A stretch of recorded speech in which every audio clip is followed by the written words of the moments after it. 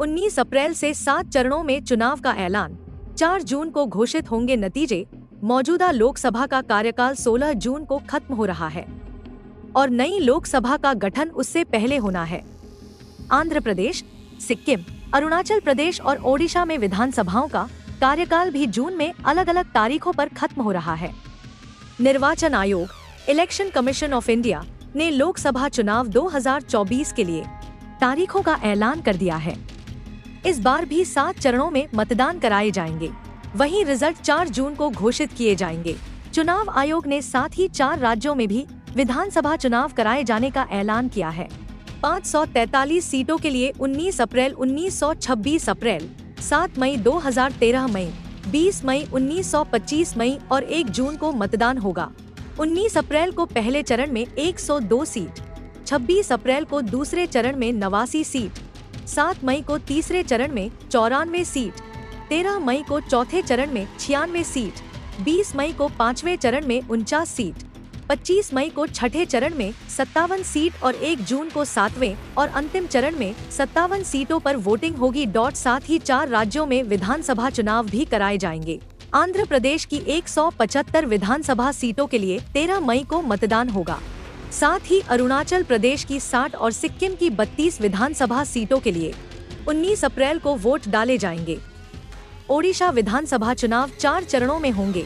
निर्वाचन आयोग ने कहा कि देश में 97 करोड़ पंजीकृत मतदाता हैं। 10.5 लाख से अधिक मतदान केंद्र हैं। 55 लाख ईवीएम का इस्तेमाल होगा। कुल मतदाताओं में 49.7 करोड़ पुरुष, 47.1 करोड़ महिलाएं, 48,000 ट्रांसजेंडर शामिल हैं। लोकतंत्र के सबसे बड़े त्योहार के लिए हम तैयार।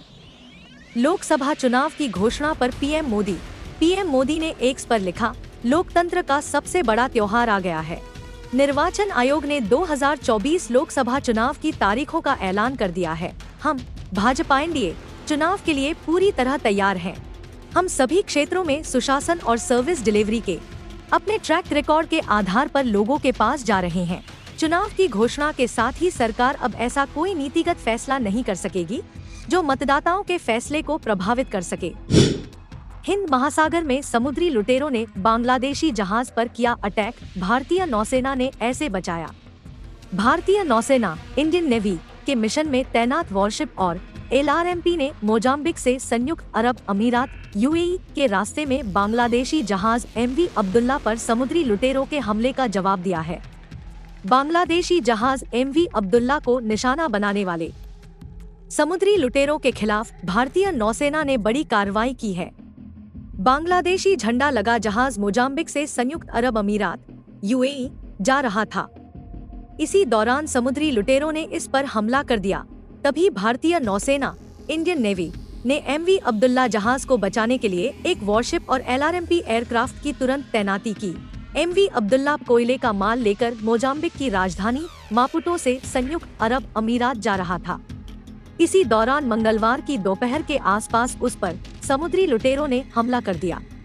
भारतीय नौसेना ने कहा, इस एयरक्राफ्ट ने 12 मार्च को MV अब्दुल्ला का पता लगाया।